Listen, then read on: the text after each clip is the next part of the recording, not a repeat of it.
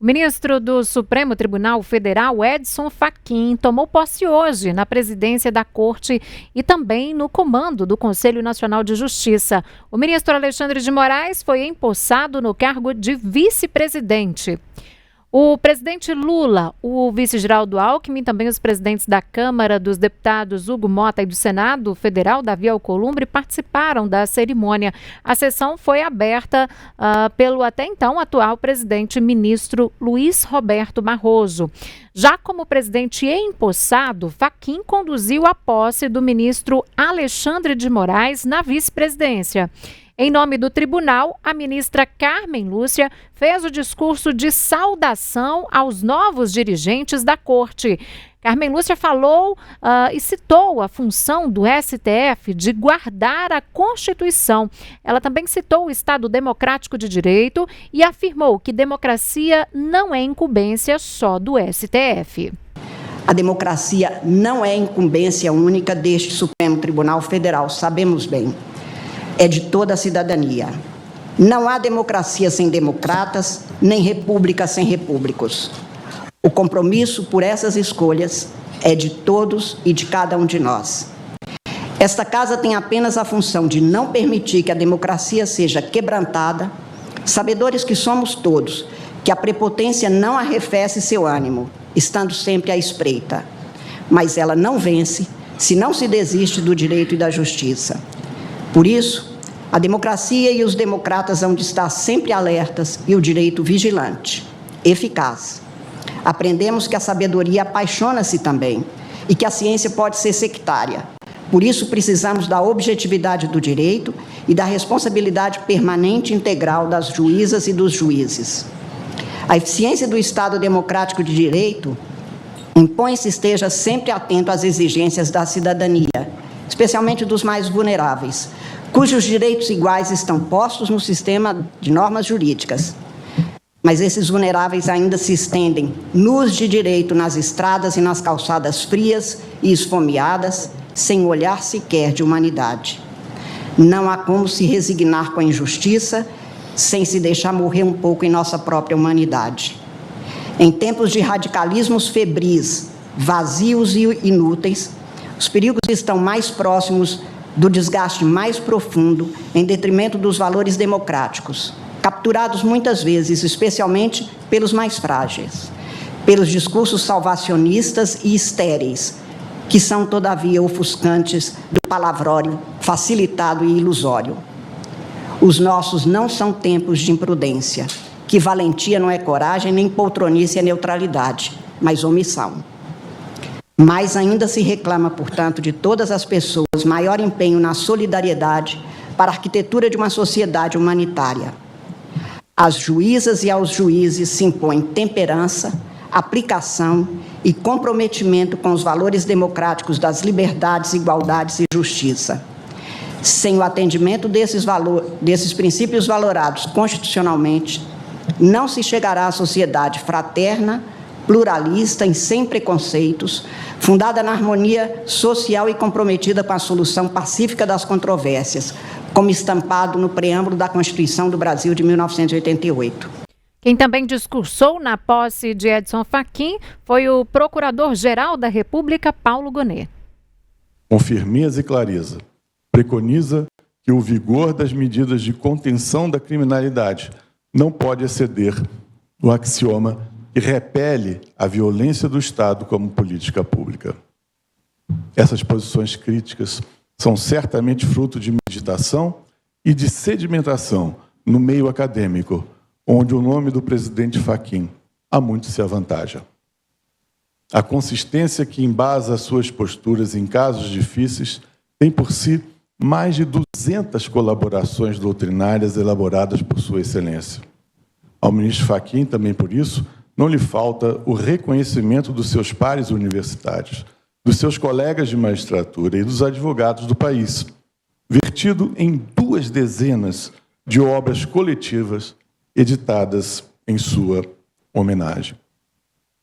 O país pode se rejubilar com a certeza de que a linha de sucessivas presidências desta casa, e agora eu tive já a oportunidade, na última sessão, prestar o justo reconhecimento dos tantos méritos do ministro Luiz Roberto Barroso. A linha de sucessivas presidências desta Casa, caracterizadas pelo espírito público e pela destemida defesa das práticas republicanas e democráticas, haverá de ter feliz continuidade, sempre com inquebrantável coragem. A coragem cívica, por sinal, tem ícone luminoso e heróico na pessoa do vice-presidente Alexandre de Moraes. Refaz-se no Supremo Tribunal a feliz parceria que o Judiciário pôde apreciar quando da formação, há poucos anos, do quadro diretor do Tribunal Superior Eleitoral. A harmonia ali desenvolvida do presidente e do vice-presidente recém-possados é penhor de tranquilidade de que a defesa viril e técnica dos valores constitucionais do país está assegurada. Ninguém no Brasil, nem mesmo os mais desacisados opositores, deixam de reconhecer a coragem do ministro Alexandre de Moraes no empenho por desenvolver eficazmente as competências do seu cargo. Ao somar o brio e a intrepidez, a sua notável e incansável disposição para o que é bom e justo, ao seu insuperável talento jurídico e a sua formidável inteligência aplicada para a causa pública, Sua Excelência está sempre a prestar serviço impagável à soberania. O ministro Edson Fachin, o último a discursar, afirmou que a gestão dele vai ser marcada por diálogo e discernimento. Terei ao meu lado o vice-presidente Alexandre de Moraes, magistrado que engrandece esse tribunal e que aqui chegou com uma carreira consolidada como jurista e professor de direito constitucional. É um amigo e um juiz feito fortaleza. Sua Excelência, como integrante desse tribunal, merece nossa saudação e nossa solidariedade. E sempre a receberá. Assim...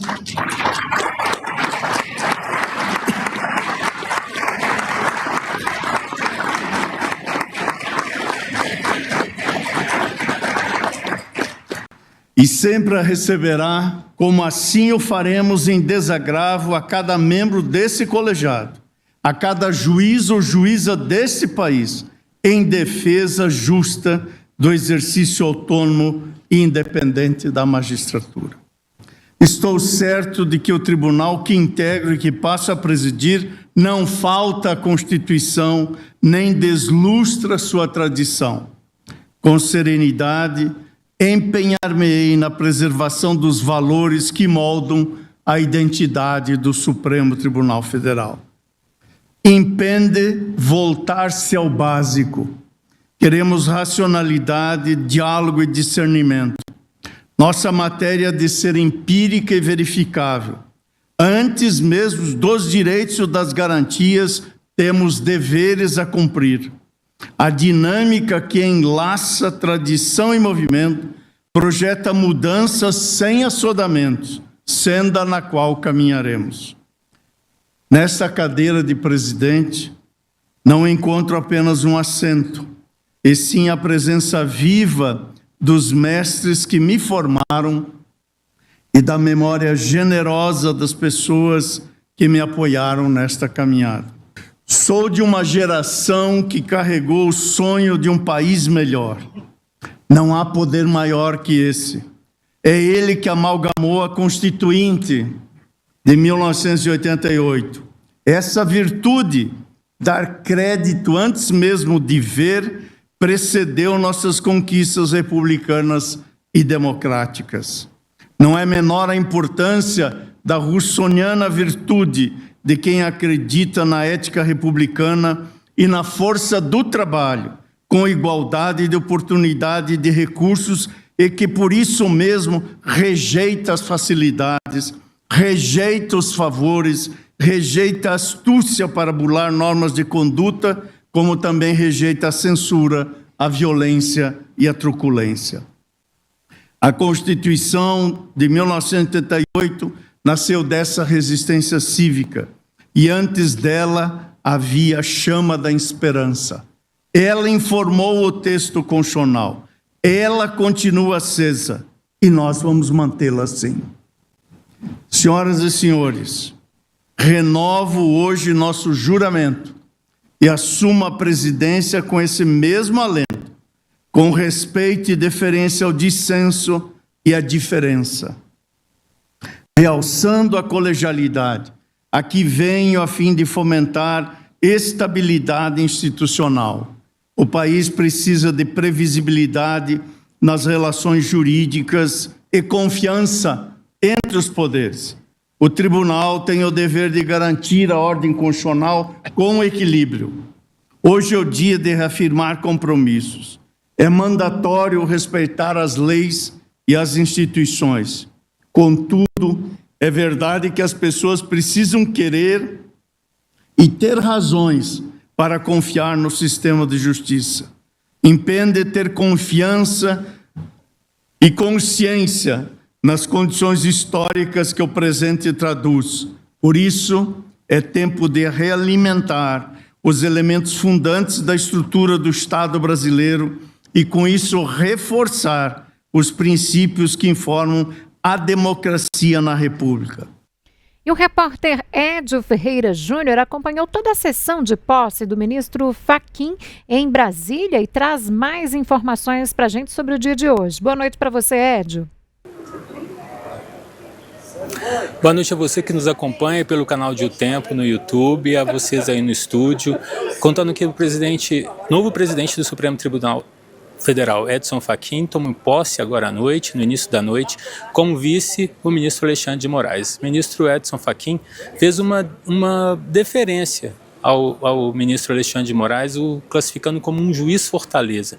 Isso por todas as representações, as sanções que o ministro Alexandre de Moraes vem sofrendo pelos Estados Unidos e também pelas críticas que ele recebe aqui da oposição e dos aliados ao ex-presidente Jair Bolsonaro. Fachin fez questão de destacar que a distinção de poderes diante desses recentes atritos com o Congresso Nacional. O ministro fez uma deferência ao dissenso e à diferença, dizendo que o país precisa de previsibilidade nas relações políticas e confiança entre os poderes. Segundo Fachin, o tribunal tem o dever de garantir a ordem constitucional com equilíbrio. Entretanto, o presidente Edson Fachin ressaltou que o compromisso do STF é com a Constituição e não com a política. Isso, então, ele faz uma distinção aí, uma necessidade de que o Brasil faça uma separação entre os poderes e não faça mais, que reduza esse atrito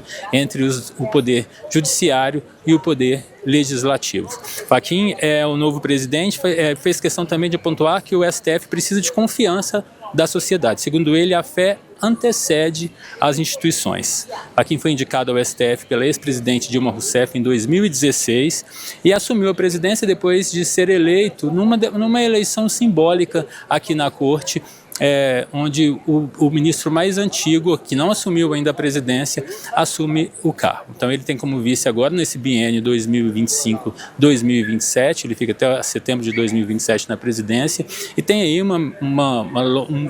pegar o país no momento em que, além da falta de pacificação que o ministro, o ex-presidente Luiz Roberto Barroso destacou como uma das suas uma ação que ele não conseguiu cumprir, que foi conseguir pacificar o país, mas que depois do 8 de janeiro ainda ficou ainda mais difícil, os julgamentos do 8 de janeiro aqui no Supremo, diante de todas essas críticas. Então, Fachin tem agora esse momento, a gente também estabeleceu uma boa relação com o Congresso Nacional e com o Executivo. Aqui a gente pôde perceber, acompanhando a solenidade de posse ali dentro do plenário, as principais autoridades do país acompanharam a posse do ministro Edson Fachin, entre elas o presidente Luiz Inácio Lula da Silva, o ex-presidente José Sarney, ex-ministros de Estado, ex-ministros daqui do Supremo Tribunal Federal.